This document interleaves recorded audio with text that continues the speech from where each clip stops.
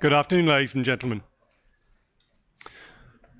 Welcome to Design for Test.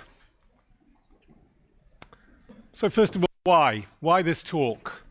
I almost always start my presentations with this, which is why what I talk about this particular subject. Well, I've seen a lot of people doing testing or not doing testing. I've seen people thinking that TDD is going to solve all their problems and have found out that it hasn't. They've actually made things worse for themselves. I found ways of people testing the wrong things. They're not actually testing the things of value. What I'm going to try and do here is to say, well, look, here is where the value is. Here's how to design for that. Here's how to make your software, your product valuable. And let's ignore some of the other stuff. I've got a number of war stories for you, a number of examples, which we'll go through. So here's the one slide. If you want to do this one and then go, that's fine. I'll probably be heading out afterwards anyway. What is valuable in your domain? That's actually the key question. What is it that's valuable in what you do in your software? It's strangely absent from most people's minds. It's, well, what is it actually that people buy our software for or use it for? What is the bit that's actually worthwhile? How many times have you been working on a bit of software that's communicating this here and working this one and we got this thing? Where's actually the real logic, the bit that people pay for? Where's the money? Know where that is. Next, what is stable in your domain? What is it that's not changing? People go on about, oh, the tests are going to change, etc. Well, there's stuff that doesn't change very quickly in a domain, and you better find out what that is, because guess what? That's going to be a really good place to test. What are you going to substitute? What are you going to change? Things are going to change over time. They're also going to change as you go through things like environments. Separating environmentally dependent code from non-environmentally dependent code. Very, very important, because you are going to be changing environments, whether you like it or not. It's called dev, test, production. They are going to change. One of the key factors to make things testable is separating object graph construction from object use. I'll go into that in more detail later. You are actually building multiple applications. It's not just the one you're putting into production, but all the small ones that you're building whenever you're doing unit testing. They're all actually small little applications. They've got this little main called the unit test framework. Lots of those. What is that value? Right from the top there. Where is the code that does that? That's high value code. Get it out and separate and test it, because that's where the money is. Okay, I'm going to go through some of these, and that's the sort of kind of summary of what we're going to talk about. Design is actually the key aspect here. It's in the middle. There are the three aspects of it. So understanding the business domain. If you don't understand about what is valuable in your business, so this is about value and about stability and about change points, what's going to change? You're building software for a reason. Not just because you've got a job, it's because somebody somewhere is going to do this one here. Ask a programmer what their job is, they say writing code, and I say no, it's making profit for your company. Sometimes it means not writing code. You've got testing. You're also saying, how do I know what that is? Well, I want to know about where stability is, because I don't want to write tests that change all the time. I want to make my tests run quickly. I don't want to have to spend a lot of time setting things up and doing all these long clickety-clack things and lots of environmental stuff. Don't want that. And where do I use mocks? So I'm going to be talking about where you use mocks and where I think you shouldn't use mocks. And then the third thing, deployment. You are going to be moving your code between different environments. Make sure you understand about that and multiple versions. So actually, the design comes in the middle. And what is it about that design that helps you? Dependency management, object graphs, isolating that code. So that really is a sort of kind of picture that's somehow this design in the middle here has significant effects in all possible directions, on your business, on your deployment, on your testing. I'm going to use 4 examples here. I've got some numeric engineering, and this is for some guys who are doing thermodynamics. I've got some e-commerce stuff. That was some C#, and I've got some computer telephony integration stuff, and a little example there, and a network server.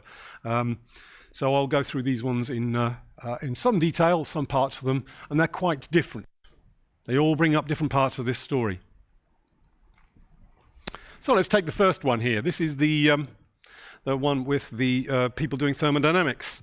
So these people came to me and they said, right, okay, we've got this old code here.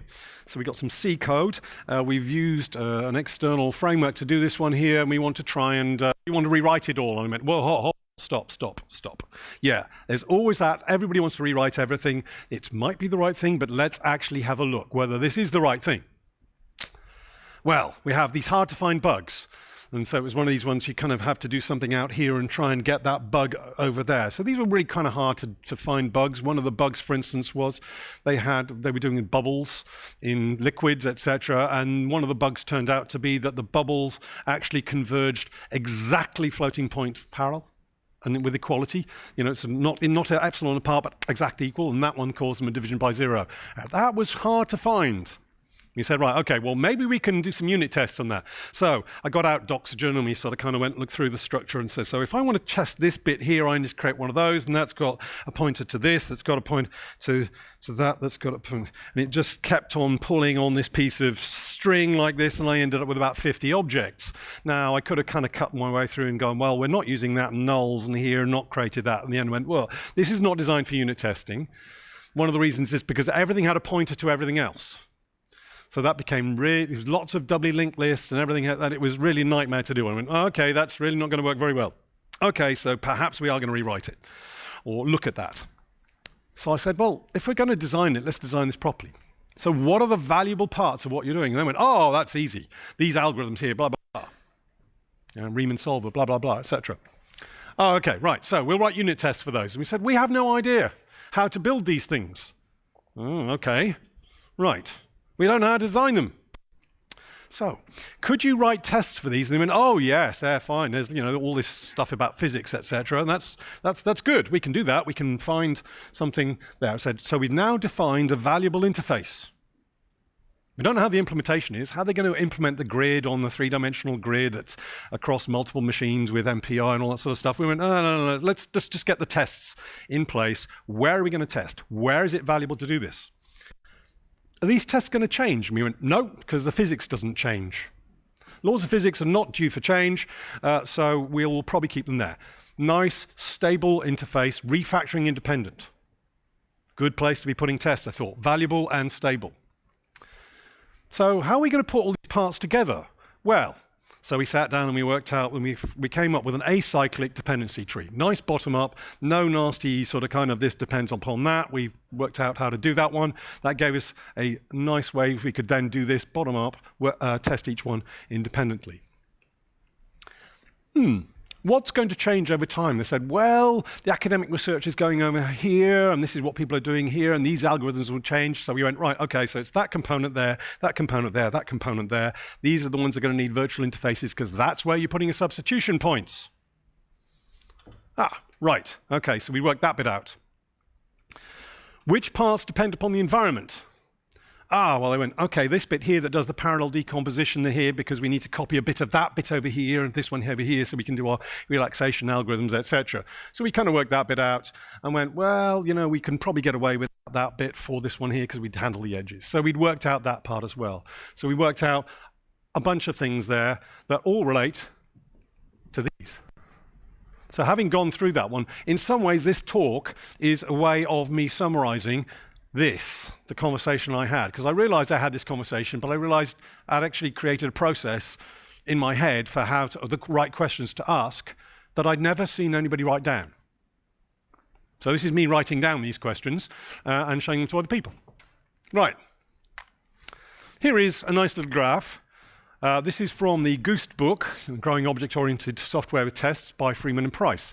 So Steve Freeman and Nat Price. Steve Freeman was one of the sort of original people creating mock objects from London, the XT, the Extreme Tuesday Club, etc. We got 2 lines here. We got testing along the bottom from system test all the way through to unit test, and 2 lines. So the line that's going down from the top right to the bottom left and quality going on the side says, right, system test, That gives us a measure of quality. How does this actually work? Does this do what the customer wants? Acceptance test kind of stuff. Yeah, that's high because either does or it doesn't. Unit tests, on the other hand, give us absolutely no indication of whether it does what the customer wants. It can be perfectly wrong. System test tells you it's perfect, whether it's right. Unit test just tells you it does what it does. So that's actually not that helpful in that sense. But then we've got the other line, and the other line says system test tells you nothing about the quality of the internals of your system. It doesn't tell you that you haven't spent years debugging this thing into existence. It's really nasty. You don't ever want to see this code again. You can't possibly change it. Unit tests, on the other hand, say, yeah, look, we can test this one, we can change it, we can refactor it, do all that lot. Guess what? You need both. And I have seen people go, yeah, we have unit tests, that'll be enough. And I said, no. Well, and if you're just doing system test, that's going to hurt. Now, what's interesting is what I added to this picture was the thing that the external quality tells you about the past. It tells you how you got here and tells you nothing about the future. Unit tests, on the other hand, don't tell you how you got here. They say, look, this is my future. Yes, I can evolve. Yes, I can change. And that's why you need both of those. The arrow at the top is my attempt to say, look, you know this thing we've got system test that tells you, I want this thing, I want this high indication of quality of something doing something for the user they want. I want to be able to short circuit that into my unit tests. If my unit tests are testing sort of kind of bits of the implementation, that's not what I want. I want my unit tests to relate directly to what is valuable to your business, what the client wants. Because if you do that, you go, well, look, I've got that there, and what's all the rest of this stuff? That's all accidental complexity. And it's the one thing that just drains resources, your will to live, etc., is just all this framework and stuff that gets in the way. So Janet Gregory and simplicity, same kind of thing. Let's make it simple. Look, that's what we want there. Unit tests tell us we do that bit there. What's left to do? Well, there are a few things, but we'll come back to that. So this is some basic dependency management kind of stuff. For those of you who haven't seen it, I will just introduce these couple of patterns. So if you have a client class and a server class, the client class will call the server one, and we have a dependency. So in UML, you can use a dotted line to say dependencies. So in this case, the class C depends on the class S. If you change S, C will change, not the other way around. If I put an interface in here, abstract base class in C++, interface in other languages, I now have the ability to say, look, okay, I have taken one dependency that way and inverted it. So now I can put this big stake in the middle and go, yeah, I can change this bit here, no change on that side. I can change this bit, and there's no change on this side. I've isolated change. It also happens to be a substitution point. Great, we've got a couple of things at the same time. How do we bundle this one up? So at the component level, I've got two patterns here I want you to remember because I'm going to be using them later on. So the top one here is the facade pattern. The client here talks to an interface and there's a load of stuff behind it. I don't know what that is. I don't care. It can talk to hardware, databases, big whatever. I've got this nice little interface. Makes it very easy for me to hide stuff and to mock it out. We'll come back to the mocking thing. The one at the bottom, that one's facade pattern, gang of four pattern. The one at the bottom is not a gang of four pattern, plugin pattern, call out interface, exported interface, whatever you want to call that one. It looks very odd, but actually is very common. If I were to say CIS like that, C is like web browser, I is plugin interface, and S would be Flash plugin or something like that. It's that kind of thing. Java web server, servlet interface, my servlet. The important thing is that the dependency is inbound, but I can make an outbound call. It's very useful for inverting dependencies between components, giving you a dependency graph you can deal with. Very useful for up calls, callbacks, events, listeners, those kind of things. We'll come back to those patterns. In a dependency tree, dependencies are what kill you. The things at the bottom there, nice and easy to test. They have outbound dependencies. You go, yeah, I can create one of these ones here, beat it up and go, yeah, that one works. It's harder to deal with the ones in the middle. You can do bottom up, but also things in the middle may not actually have any state. How do you test an algorithm or web controller or something like that that has no state, where you can go, yeah, I do all this stuff, and then you say, yeah, require or assert. What can I assert? There's nothing to test. Actually, its correctness is based upon the things it calls. And this is where we may come into mocking. Some other patterns to look at. Input, process, output. That's been around for a very long time, and I really can't see getting some information in, doing something with it, putting it out. That pattern's not going to change. Notice that in terms of dependencies, process is fine. It's just the input bit, whatever. I can do the process bit. It's the fact that the processing depends upon the output. Output is the problem here. I have a dependency, and that output is, guess what? That's environmental code. So one of the patterns you can use on the bottom left there is say, well, I've got this processing bit here. You know all that logic? Why don't I just sort of kind of drop it down into a function? Drop it down in a separate class or separate function. I'll pass all the stuff in and get the parameters back. Hey, look, I've got this nice isolated thing here. I've got an isolated thing that I can unit test.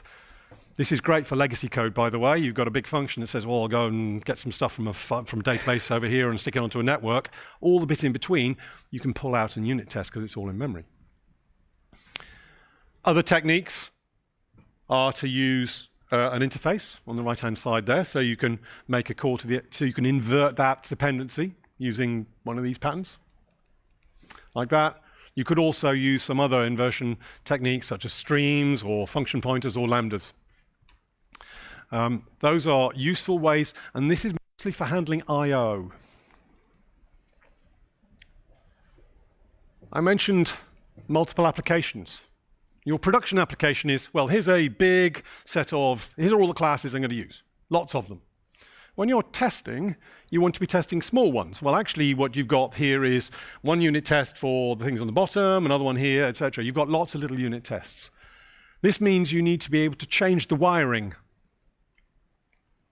So one of the things you have to watch out for when you're building systems is how can you rewire the components?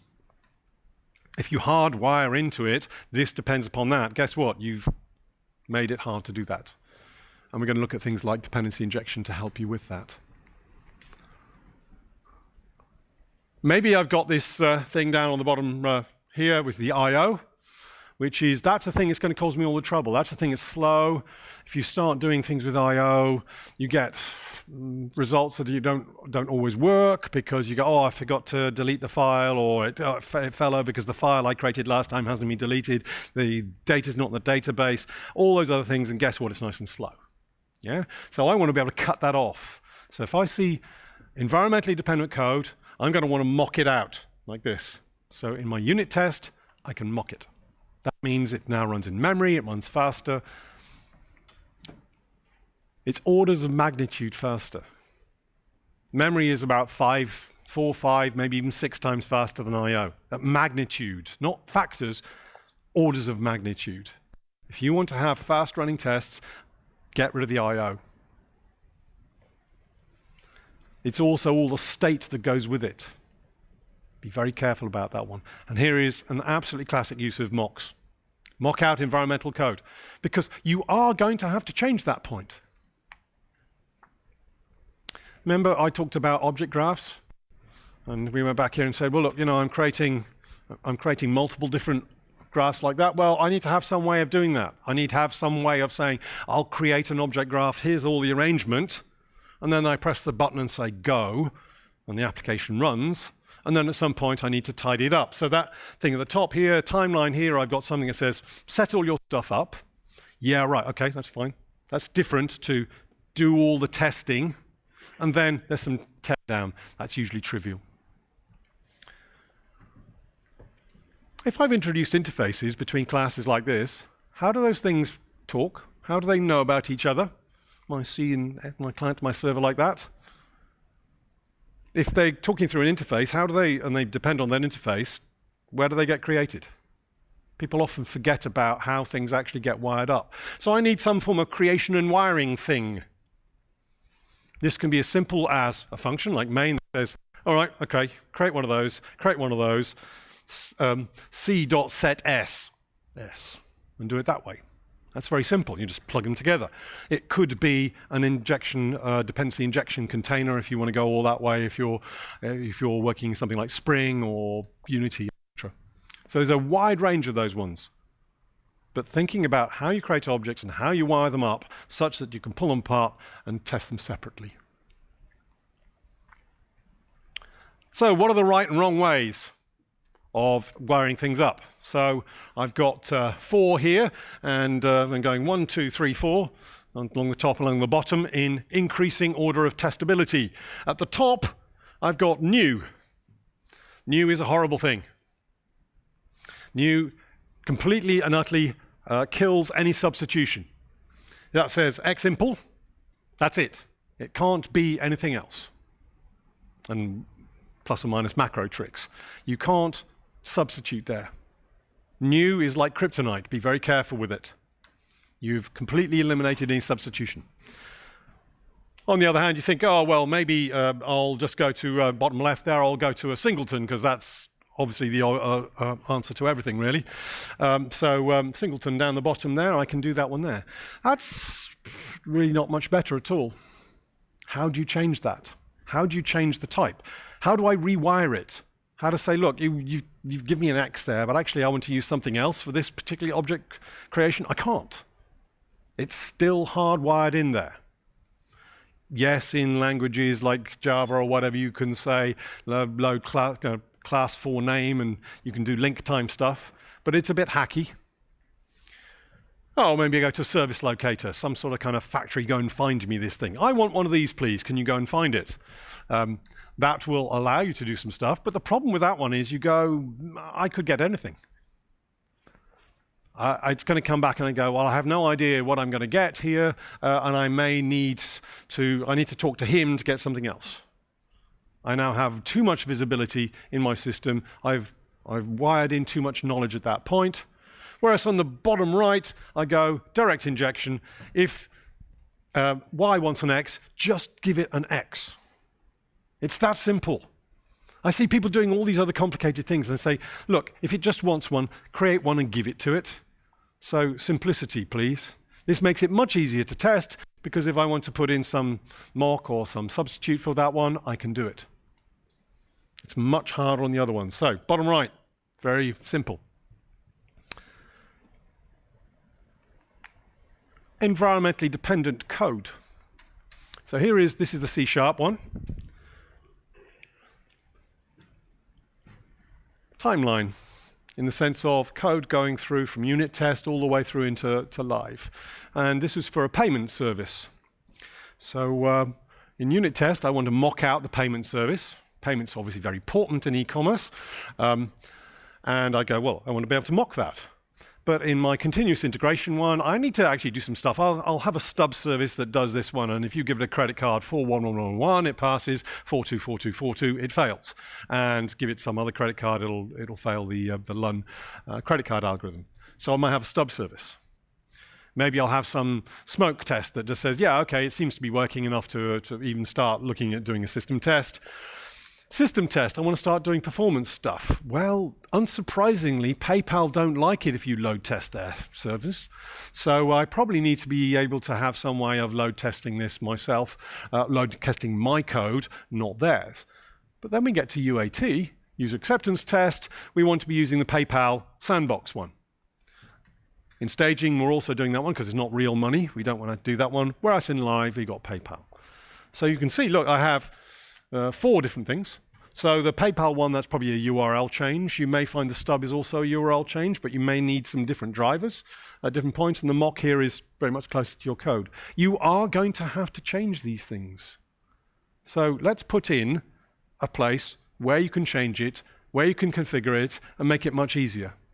Because if you just hardwire these things in here, it's going to be hard. I don't know how many of you have tried doing this one and find, oh, how do I test this thing and how do I move it to a production environment?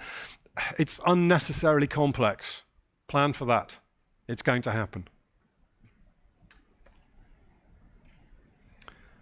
Your configuration information is also environmentally specific. Your external libraries are probably platform specific. If you want to have portable code, guess where the portability is going to be? Shouldn't be in your core C++ Java kind of thing. It's going to be in the external libraries, because they're the parts that change. It's sort of kind of sitting on a plate waiting for you to go, yeah, that bit's kind of core, and then these other bits depend where I'm doing what I'm doing. A key thing that people forget is time. Time is a highly important environmental factor. Make sure you have some way of controlling time. I worked on a piece of code which was sending out, it was written in PHP for various reasons, and it was sending out emails and then reminders after a fortnight if I hadn't replied, and then another reminder after that. How am I going to test something that requires to wait a fortnight? Well, I'm just testing. You may have seen the XKCD compiling. I can't really do the same thing for testing. So I had to have some way of jumping the time. It's one way. Time is one of those things underneath. If you go back to all these things, like this, these ones here, like singletons, everything else, and globals, they're wiring from underneath. You can't see and you can't change. It looks from on top. You go, oh, that looks nice and clean. Well, there's all this stuff underneath. Time is one of those ones that's also underneath. Make sure you have some way of controlling it, and I will show you in one of the examples later on how to do that. Technology-free call. This is a pattern which is really just an example of that outbound interface. It says, right, okay, I have my core code like this. Inbound calls, not a problem. I may have some layer on the outside, some adapter or whatever that says, yeah, I'm working in this particular environment. If I want to make an outbound call to a GUI or whatever like that, if I do it through an interface, I can provide the adapter for that one to isolate this technology-free call. Logging. If you log stuff, you have a logger, then you go, right, I'm going to write that log, and you keep doing this one here, and you sort of kind of hardwired in that logger. Well, what happens if you then want to change the logger? Well, you have to change in lots of different places. What happens if you want to do life cycle kind of things?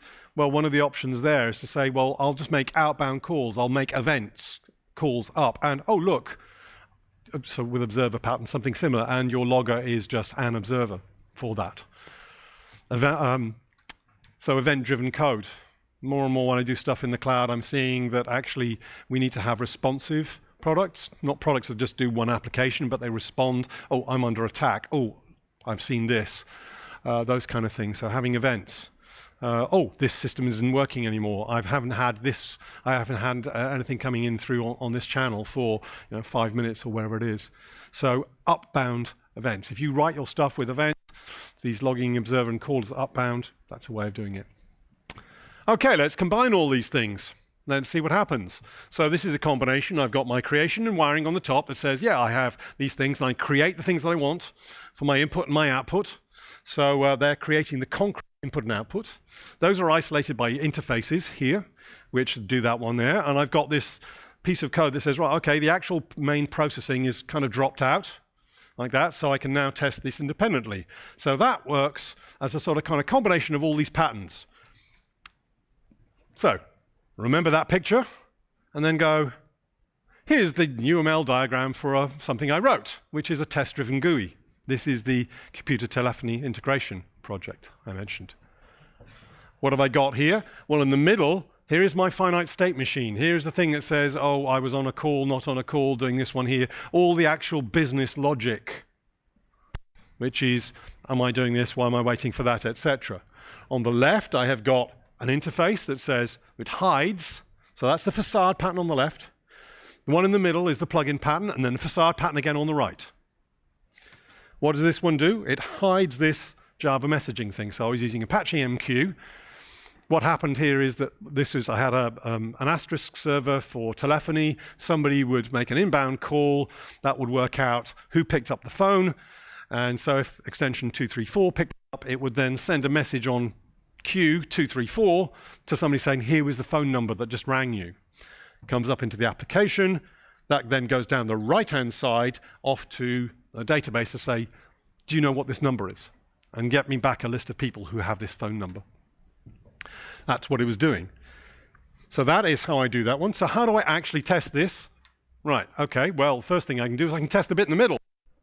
First thing, I want to test the valuable business logic by itself. I've managed to isolate that bit in the middle there, the state machine, and that actions interface. Notice that's a callback. Because if you normally, what would happen here is that all that code would be in the GUI and button handlers and other stuff like that. I've dropped it down and I've inverted the dependency so it's completely separate. Now I can test that by itself. Now I can go through all the possible combinations and have I got missing transitions or hidden transitions, etc. Is it making all the right calls at the right time, etc. My core business logic is right. Once I've got that, I'm now doing bottom-up integration on this one here. Notice I've got my interfaces on the left and right because I'm now going to mock the Java messaging on this side and mocking the web service on the other side. Why am I mocking that? It's environmentally dependent and slow and requires setup and all those other things. So now my GUI test can actually push the GUI, and actually in this case it was started off as Qt. I was using Google Mock, and I pushed all the things here, so all the signals and slots. I even started pushing keys on the thing to check that it would go up and down. I got a whole pile of tests that did that one, that enabled me to do a test-driven GUI with all of that lot. What it doesn't allow me to test, of course, it doesn't allow me to test the actual JMS messaging and the actual web search on the other side, but all the core, the bit that actually you're paying for and the customer wants, is now under test. Here is another one. This is the C++ networking server I mentioned. There are a number of aspects to this. So this was a networking server, received messages, and it would then look in its cache to say, okay, have I got the answer for that? If not, it would send off to other distributed systems. Can you go and get that for me? So there was an awful lot of protocol handling of sending stuff out. Is it in the cache, etc. The cache is not shown on here, but doesn't particularly matter. What was the important part, the part that I really wanted to test? That's the bit at the bottom here. That's all the finite state machines. Is it sending this one out and I need to wait for this and then come back here? Oh, if I haven't had a response within a certain time, I need to do something. And we'll come back to the timeout in a moment. So I could manage to isolate all of that business logic and get it under test because it was separate. It all derives from essentially this base class FSM. What have I got coming up on the rest of this one here? Well, okay, I've got a main loop right on the right-hand side. What did main? So main just said, right, create all the objects. So I'm using direct injection, and then said, right, wire them all together, and then go call main loop. What else have I got in here? Remember I said about sort of input processing and how do you deal with output? Well, unsurprisingly, these state machines send out messages. So how do I send out messages without causing myself an outbound dependency? Well, what I did is on the top, sort of top towards the right, there's an outbound message list. So I basically end up giving it says, right, here is a blank piece of paper, state machine. If you want to send any messages, let me know, and I'll write them on the piece of paper. So you go and write on the piece of paper, you want to send these 3 messages, and these are the timeout actions that you want. Okay, fine, right. Now I'm at the top, because I know about the I/O. I'll go and do that for you. But all of your state machines just go, yeah, okay, I've got this one here, here's what you do. You've passed me that thing and I filled it out. It means that I've got my dependencies completely under control. I haven't got the state machines making outbound calls, which is the real problem, which will be hard to deal with. Timeout. How do I deal with something that has a 30-second timeout? How do I do fast unit test when it has a 30-second timeout? Well, I needed to be able to control time, and I need to be able to have some way of centralizing all my timeout management.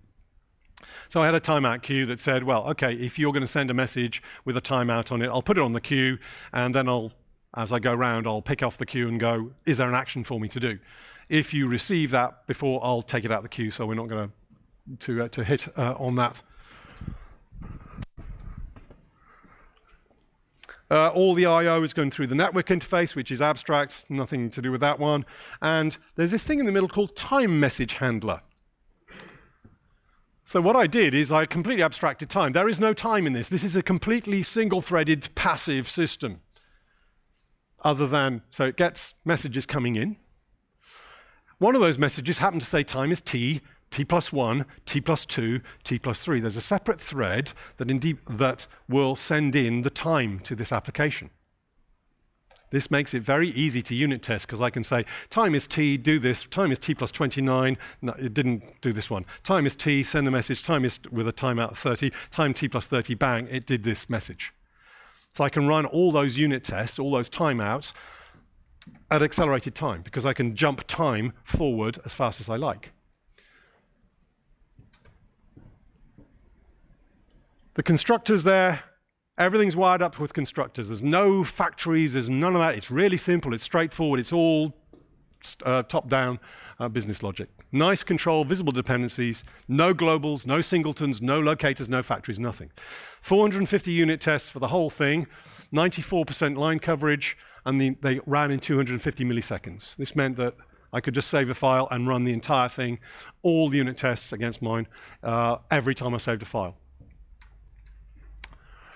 So that's a little bit of that. From a testability point of view, all the messages going in and out, I logged them so I could see what was going on in a human form, but I also then used that human form then to replay the messages. So if I had a problem, I could say, here was the message, and now I can replay that back in to recreate the message. Single-threaded, event-driven, so didn't have to worry about threading. That's a whole other story, which if you get me sober enough, I'll tell you about. And I externalize the time, as I mentioned. Back to this, internal versus external quality. If we do this, in this approach, then what do? Well, basically we're saying, look, that unit test thing here, I'm isolating the valuable code. I want to get as much of my unit test and bottom-up integration coming this way as I can, so I can get as close to the system test level as possible without getting there. Because that system test, that's where I'm going to end up testing my JMS message server and all the file input, etc. I will have to do that at some point. And I am going to test those things, but they're separate tests. But I've got as close as I can to doing this one without that. I've deferred all that environmental stuff, all the technical issues of threading and volume and drop connections, etc., as late as possible. I've got as much as I can under unit test. So that's essentially what I'm trying to do. Right, okay. How much does this solve? Well, fragile tests. I don't know if you ever worked on a thing where you've got some fragility in your tests and they sort of kind of pass sometimes and not other times. Well, what I'm doing here, or where they break because of refactoring, stable domain level tests that are about what customers care about, not internal aspects, at stable interfaces that aren't going to change unless the requirements change. How did you even start? Well, let's work out what we wanted to do in terms of examples and tests. Isolating sections of code. Can I take that part out? So as an example, you often use in e-commerce, the shopping basket is the most important part of working out the price of that. If I have a shopping basket, that's right, okay, it's £50, over £50 for free shipping. You got 3 for the price of 2 on this particular item, and you give me a £10 discount voucher. What is the price? It's a business decision. Somebody has to say, well, that's what happens in this case. Wouldn't it be really nice if you got that out and then could just get all the examples and keep bashing it up rather than having it in the middle of a big piece of code like this and trying to do it from the outside through the web interface? What happens if you got 3 for the price of 2 and you return 1? How much money do I give you back? These are decisions that actually we have to deal with. Do you have slow running tests? Well, why are things slow running? Because they deal with I/O, because they deal with environmental code. So let's chop that off. Let's mock it out. Let's get our unit tests working in memory. So the classic Michael Feathers, it doesn't touch the network, it doesn't touch the database, it doesn't touch the disk. Deployment. Well, we're going to get around our deployment thing by saying we know that we're going to be deploying it. We know that these are the substitution points because that's where the environmental code is. We've already planned that bit. Are you going to have disruptive change? Well, Quite possibly. Here are where the planned substitution points are. You may get change that doesn't fit with that. That network server I had suddenly had some very disruptive change. That's another talk. How many of you work on things where actually the technical issues like threading and networks and other things seem to dominate, and you somehow don't seem to have enough time left for actually the real application and the real code? I've seen way too many projects that just get caught up in that. Isolate the unit tests, valuable code, business logic over there, and let's leave all that framework stuff to later. Let's see if we can push it away, get rid of it. Big, large, unwieldy tests. Well, yes, let's see if we can deal with those, and by refactoring some of those ones. What do you mock? There is this, do I do bottom up? Do I do top down, inside out? If you start inside out and then coming in here, you will find that there are people who just end up mocking everything. The mockists, as they're known. I'm not a fan of that at all. You end up with working on too many assumptions. I would far rather work on bottom up and cut off the environmental code. That's where I use mocks. Too many interfaces. That's usually a symptom that you're doing you're over mocking, or you're using a framework that's not necessary to do. Nasty angled object graph. Well, yes, let's just pass things in through the constructor. Let's look and work out what our dependency should be. Perhaps interfaces are a way of doing that one, the callback interfaces, etc.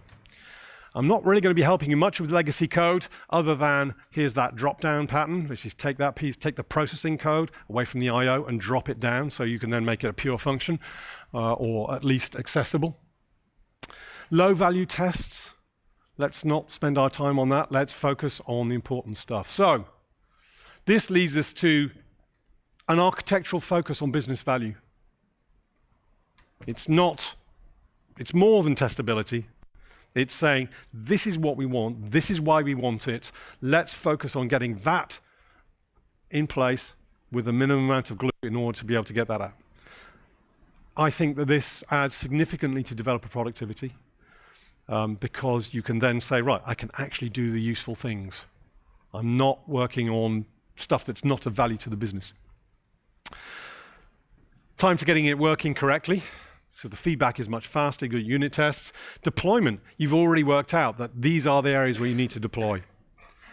Time to port it to somewhere else. Okay, look, that's environmentally dependent code. You know where that's going to be. It's not in your core application because you push it aside outside those interfaces and mocks. And you're separating the technical interface. So, first slide repeated, back to at the beginning. What's valuable in your domain? Make sure you can take that part out and get that under test. Know what is stable, what's going to change and what's not. What is going to change, and work out how you're going to substitute those parts when you can see them coming. Get rid of the environmental code behind some interfaces, mock it out, separate that stuff out. Be careful about object construction because you're building lots of those ones. Don't hardwire in new in the middle of things. Nice constructor dependency or something similar. And separate out the high value code and isolate it so you can do that one. That is it, really. Now, anybody got any questions? Shocked silence. Falling asleep just thinking, when's the coffee? Damn, is there any soft ice left? Hi. I was wondering about you said about the time. I missed the details there. I think how do you usually do it? If you said just t plus 29, t plus 31. Okay. What kind of time interface do you? Okay, so the question was about mocking time. I went quite quickly over that because there's quite a lot of things in this. How do you control time? So you have to make, it's quite a subtle subject in a sense, because you go, well, okay, I need to have some way, sometimes you need real time coming in there. For this particular application, that network server, I chose to say, I'm not going to use the system time at all. I'm actually going to pass it in from the top. That's not always possible. It also limited what I was trying to do because in terms of timeouts because I was only sending a once per second message. If you need finer granularity than that, you will need to be looking at the clock. I have seen people saying, well, okay, I can add or I can jump the clock forward, which is, yeah, it's a real-time clock, a normal wall-time clock, and I'm adding 0 to it, 0 seconds to it, unless you make a call to that interface and say add 30 seconds to it or whatever. You can do that as one thing to jump things forward. One of the alternatives is just having just an interface there. It is environmental code, so I have an interface, I mock that, and I can then set the time, so get time of day or whatever. You can mock that in your tests, and then in the real one, you just have the real time. But that ability to be able to just add a certain amount of time, offset it, can be a useful one, even in production systems. I have seen people doing that. Anyone else? Hi. Yeah, your point on constructor injection as preferred. One problem is that then suddenly if your class needs more services, especially if you're in hierarchy, then you change all your constructors all the way down to 3. That's something that you could avoid by using a container. What's your take on that? Right, so I've been having an interesting discussion with John Jagger about this one. Pushing dependencies rather than pulling dependencies. So that's then a question of stability on that. You go, where do I get my dependencies from? Who calls that constructor? Who knows that this one, I mean, you can do it all at top level, and that was a relatively simple, small application of 20, 30,000 lines or whatever it was. So you could actually do that. If you're in a 1,000,000-line application, it's going to be very different. If you have multiple components, it's going to be very different. Are you going to have multiple constructors? We've got one with 2, one with 3, one with 4, possibly. Who knows where that comes from? Who makes that policy decision? One of my favorite patterns is called escalate policy demote mechanism that says, right, okay, I try to push all the choices in my application up, and everything below just gets told what to do, or just implements mechanisms. I don't embed policy below because that makes reuse difficult. I can't tell what's going on. I can reuse components more easily when they're parameterized. There are options for making context objects and passing those in and saying, okay, I pass in a context object and it's got all the services you need in it. But you then essentially just move to sort of kind of service locator and other ways of hiding it. Another possible point there is, if you need that thing, give him the thing, make it clear that you actually need this. Having explicit code that says, I now need 4 things, not 3 things, actually from an understandability point of view is really good. What I don't want to do is suddenly find I've got a 4th one underneath here that, oh, I forgot to start that, oh, I forgot to do this bit because I can't see it.